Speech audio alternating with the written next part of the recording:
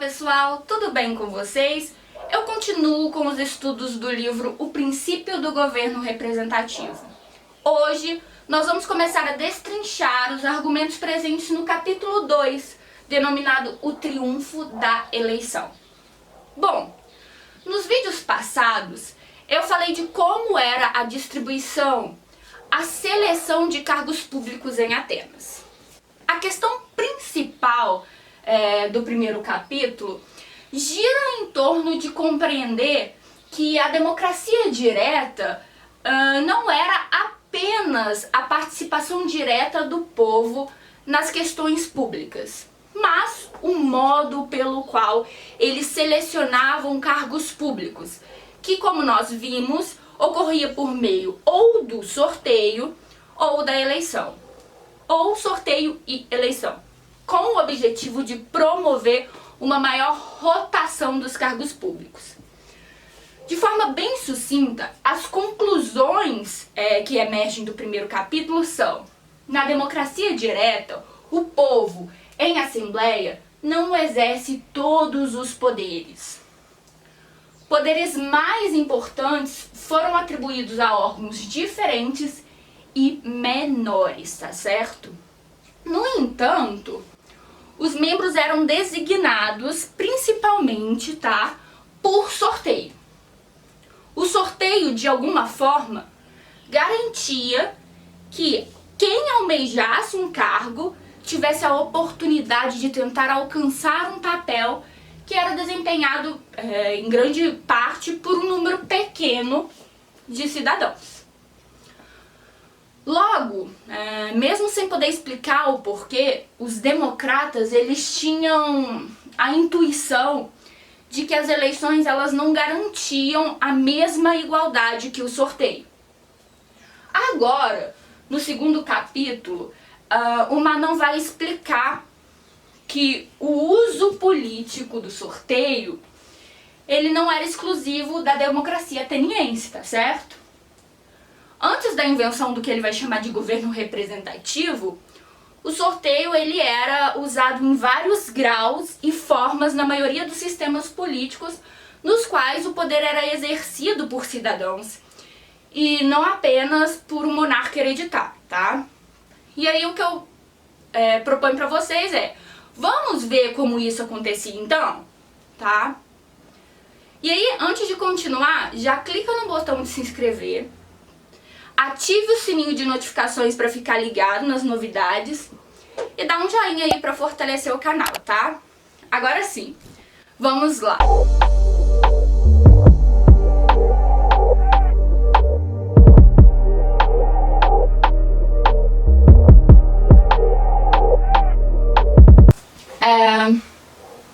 Bem, o Manon, ele afirma que a loteria, ela teve espaço, mesmo que limitado, nas assembleias e nos comitês do quê? Do povo romano, em Roma.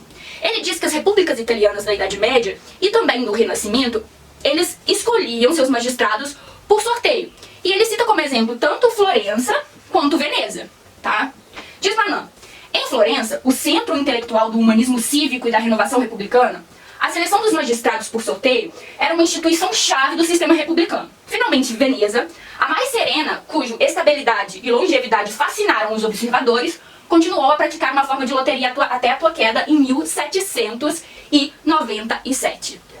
Acontece que novos governos representativos eram apresentados como repúblicas, que foi o caso dos Estados Unidos, lá no início da Revolução, e também a França, em 1792.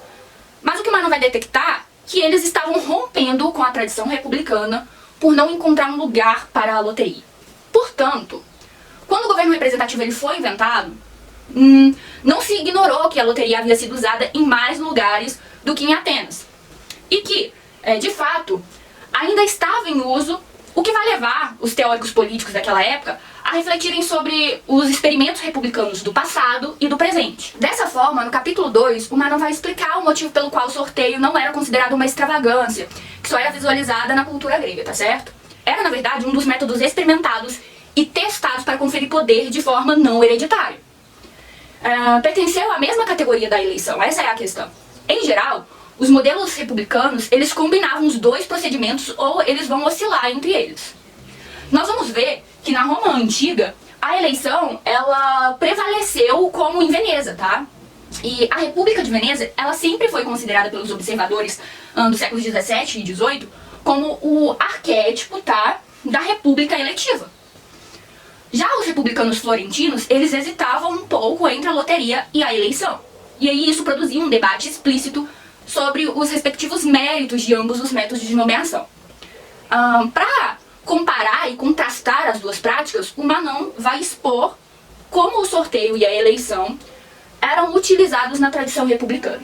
Tá? Para isso, ele vai apresentar a história de Roma e também das cidades italianas de Florença e Veneza, para compreender melhor como ocorreu o triunfo das eleições.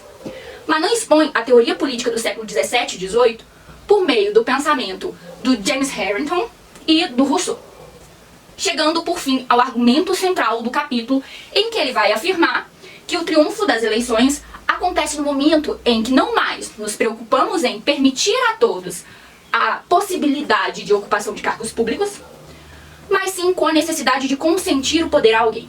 Tá?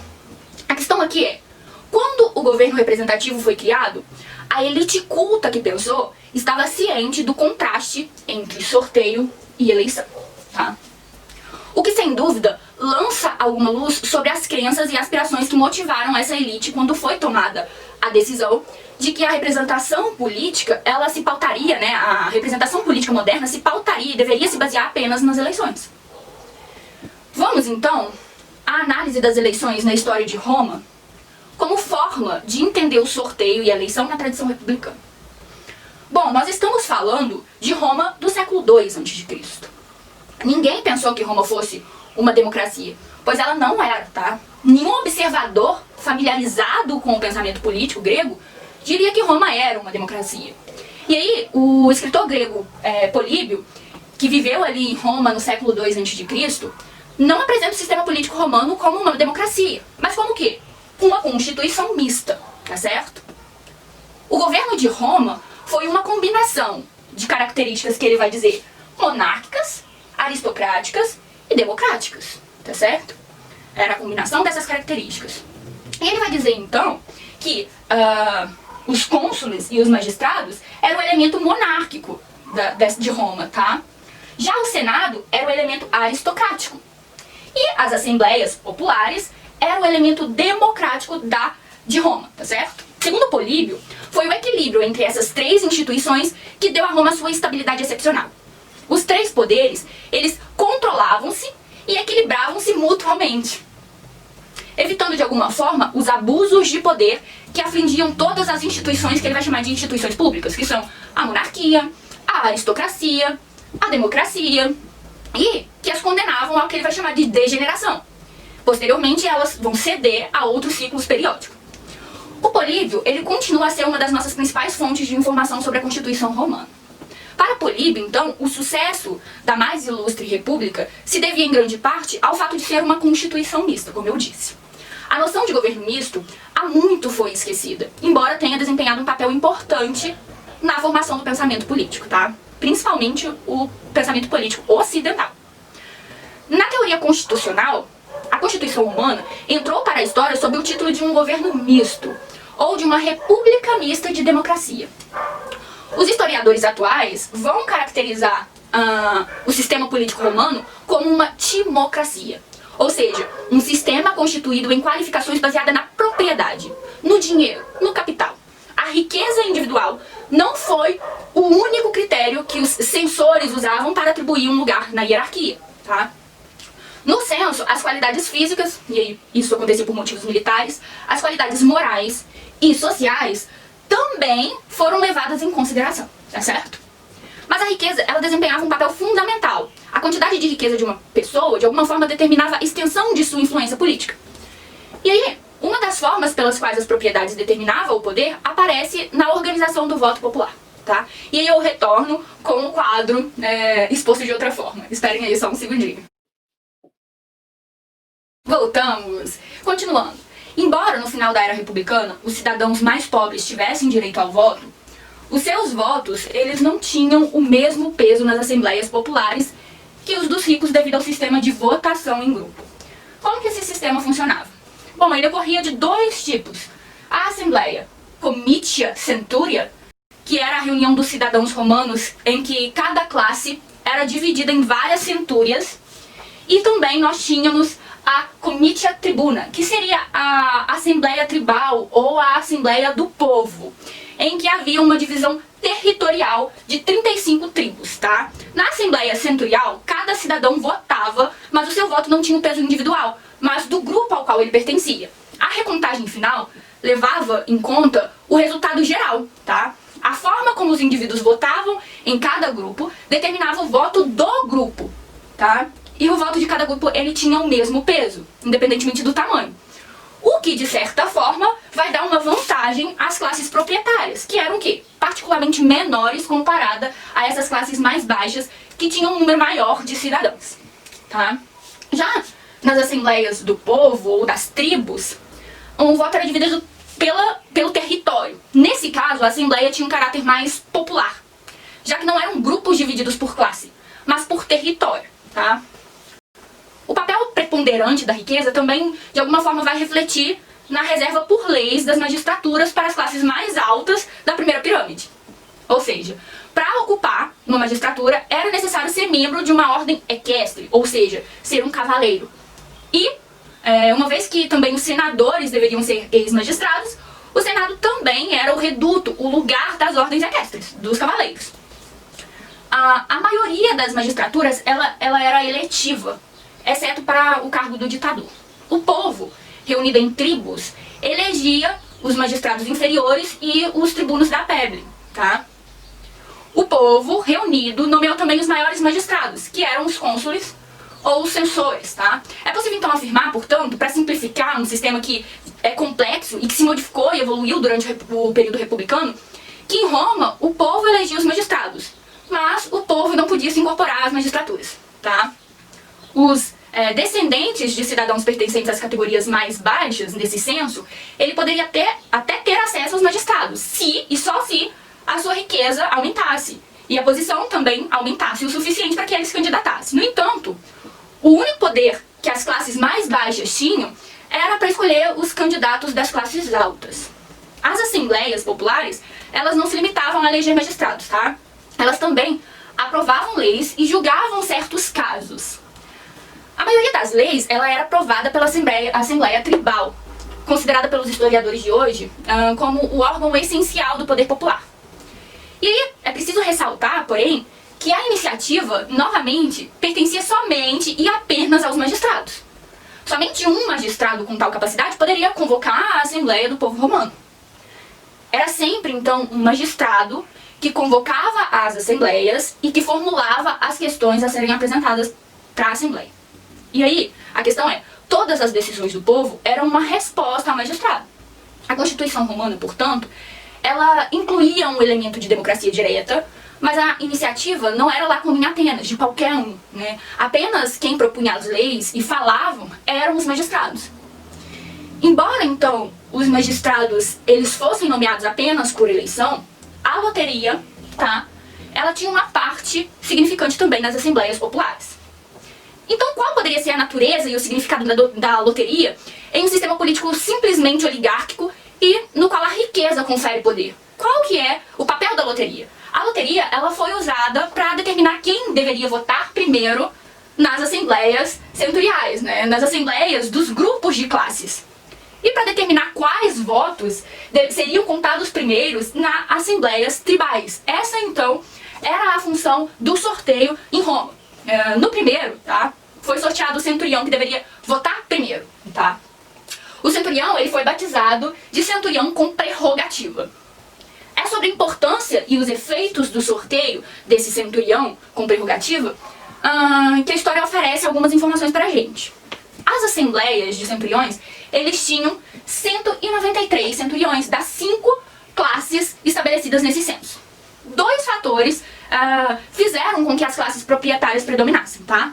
Por um lado, A primeira classe, ela era composta pelos 18 centuriões cavaleiros, tá? Os centuriões equestres. E 80 da primeira classe de infantaria. E aí, ela sozinha teve a maioria de votos, que era 98, em 193. Por outro lado, como vimos, os centuriões, eles não eram do mesmo tamanho. Os centuriões, eles eram feitos de menores cidadãos à medida que subiam a hierarquia censitária. Os centuriões, então, eles votavam em ordem hierárquica e os votos, eles eram contados à medida que eram emitidos. Assim que a maioria dos votos eram obtidas, a votação ela era suspensa, tá? Então, se os centuriões das classes altas todos votassem igual, a maioria ela era alcançada e a votação era encerrada antes mesmo dessas classes mais baixas do censo serem convocadas, tá vendo? E aí, esse último, ele não participava da tomada de decisões, exceto se houvesse uma discordância em votos divergentes entre essas categorias superiores. Podemos então afirmar que as ordens inferiores, elas tinham o poder de arbitrar em caso de conflito e divisão entre essa elite aqui. É claro que esse sistema incentivou as classes altas a manter uma certa coesão política. E aí no final do século III a.C., as assembleias dos centuriões, elas passam por uma grande reforma, tá? E o número de centuriões da infantaria e da primeira classe, eles vão passar de 80 para 70. Como o número, né, de centuriões equestres, né, esses centuriões cavaleiros, permaneceu em 18, eles precisavam de 8 votos desses centuriões da segunda classe do censo para alcançar então a maioria, dentro dos 193. O costume então da eleição por sorteio do centurião com prerrogativa também foi adotado nessa época aqui que houve a modificação. Eles podem ter sido também conhecidos coletivamente como o primeiro chamado. E aí depois da reforma, apenas um centurião foi convidado a votar primeiro, tá? E aí o centurião com prerrogativa, como ele foi chamado, foi determinado por sorteio entre os centuriões da infantaria e da primeira classe. O resultado de seus votos foi anunciado imediatamente antes que os outros centuriões começassem a votar, tá? O que eles continuaram a fazer em ordem hierárquica. Depois que o primeiro voto, todos hierarquicamente vão votar. Primeiro esses centuriões equestres, depois os centuriões da infantaria, da segunda classe, da terceira e assim sucessivamente, tá? O resultado da teoria da seleção do centurião como prerrogativa foi considerado um sinal dos deuses, um presságio, tá certo? E a forma como votaram a favor do centurião assumiu um significado então religioso. Essa votação inaugural, né, por assim dizer, foi considerada não apenas como uma descrição antecipada de como seria o resultado final, mas como uma prescrição de como deveria ser votado. Assim, a decisão do centurião com prerrogativa teve o efeito para determinados votos dos subsequentes, tá? Os historiadores atuais, eles concordam que o centurião com prerrogativa e sua seleção por sorteio foi uma instituição que promoveu a unidade e a concordância nesses comitês. Alguns enfatizam, inclusive, como contribuiu para manter a coesão política entre os centuriões do topo da hierarquia censitária, tá? Outros vão dizer que houve um efeito unificador em toda a Assembleia. E é provável que esse efeito unificador, ele funcione em dois sentidos distintos e sucessivos, tá? Em primeiro lugar, para os centuriões de primeira classe, por assim dizer, a prerrogativa do voto do centurião foi um ponto forte que lhes permitiu, assim, de alguma forma, coordenar a forma de organização do voto. A existência de um ponto concentrado, ele é reforçado pela religião, que reforçou o predomínio das classes proprietárias nas assembleias dos centuriões. Se os centuriões dessa primeira classe aqui e 8 da segunda tivessem seguido o percurso do centurião com prerrogativa, a decisão, no final de tudo, ainda estava nas mãos das classes mais altas, né?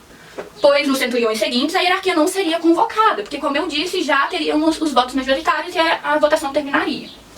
Por outro lado, o voto disperso dos primeiros centuriões teria rebaixado o voto decisivo às escalas do censo, tá? Portanto, o uso da loteria, aliado a esse valor religioso que foi conferido como prerrogativa ao centurião, ele de alguma forma evitou ou mitigou qualquer disseção ou rivalidade que as eleições pudessem ter provocado entre essas classes de proprietários, tá? Porque dessa forma não os enfraqueceu. A neutralidade do sorteio, além desse significado religioso, destacou ainda mais a eficácia do ponto de congregação. Os primeiros centuriões, eles foram menos relutantes em seguir o caminho marcado pelo voto inicial, uma vez que parecia ser traçado pelo menos em parte, por algo externo, né, neutro, imparcial, tá? A loteria contribuiu para a coesão da Assembleia do Centurião. E também, em um segundo sentido, qual sentido? Com um efeito um tanto diferente das classes populares. Se os centuriões das classes altas haviam seguido a liderança oferecida pelos deuses, né, com o voto desse centurião com prerrogativa, como costumava acontecer, as unidades localizadas mais abaixo da hierarquia desse censo, elas não votariam. Entretanto, o fato de que o resultado final parecia fluir de um fenômeno externo e como um sinal sobrenatural, facilitava, tá, a aceitação do resultado para aqueles que não haviam dado o seu voto. Ou seja, eles aceitavam mais facilmente o resultado. O sorteio também teve a sua participação na comitia tributa, ou seja, nas assembleias tribais, tá? Territoriais, mas pouco se sabe sobre como funcionou lá. Nesse tipo de assembleia, o sorteio foi utilizado de forma diferente, sabe? Por um lado, era empregado se estivessem aprovando leis ou julgando casos. Ou, por outro lado, se estivessem elegendo os magistrados de menor escalão. Nas reuniões legislativas ou judiciais dessa Assembleia do Povo, as tribos votavam uma após a outra. Era, portanto, necessário determinar quem votaria primeiro. Os demais, eles foram votando seguindo uma ordem pré-estabelecida, tá? Sobre a qual a gente não sabe muito, exceto que não era hierárquico. O sorteio, na verdade, ele determinava quando essa ordem pré-estabelecida deveria começar. A tribo que votou primeiro, de certa forma, equivale ao centurião com prerrogativa nas assembleias do centurião, tá? E o resultado da votação de cada tribo era anunciado logo após o término da votação, enquanto as outras ainda estavam depositando seus votos, tá? E aí o resultado ia sendo mostrado. A votação ela era interrompida assim que o projeto ou o veredito ele era decidido pela maioria das tribos. E aí tínhamos 35 tribos. Quando alcançasse 18 votos, a eleição era suspensa. Consequentemente, nas votações legislativas ou judiciais em assembleias tribais, o uso da loteria incentivou a votação a se cristalizar em torno da primeira votação, ao mesmo tempo que tornava mais fácil para as tribos que não votavam aceitar o resultado. No entanto, ao contrário do resultado das assembleias dos centuriões, neste caso o efeito ele era coercivo, tá? E não beneficiou nenhuma classe em particular, nenhuma tribo em particular. Quando a comitia tributa, essa assembleia tribal, elegia magistrado, todas as tribos votavam simultaneamente, então não havia necessidade de determinar qual deveria votar primeiro. No entanto, a loteria ela era usada para determinar qual voto da tribo deveria ser contado primeiro. Os candidatos eles eram considerados eleitos assim que alcançasse esses 18 votos. Então a votação era suspensa, como eu disse. Ao contrário então dos atenienses, os romanos eles não usavam o voto por sua característica igualitária, tá? Na República Romana, com base no censo, a loteria tinha principalmente o efeito de reunir os votos e promover a coesão política, tá? Primeiro entre as classes proprietárias e depois entre o povo como um todo. Devido que a sua neutralidade e a interpretação religiosa que deu a ele. Enfim, percebe-se então que Roma utilizou do método do voto, bem como do sorteio, tá?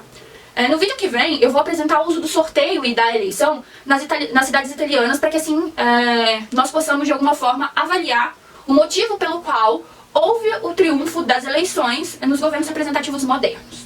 É isso aí, pessoal. Um forte abraço a todos. Qualquer dúvida, coloque aqui nos comentários, tá certo? E até breve.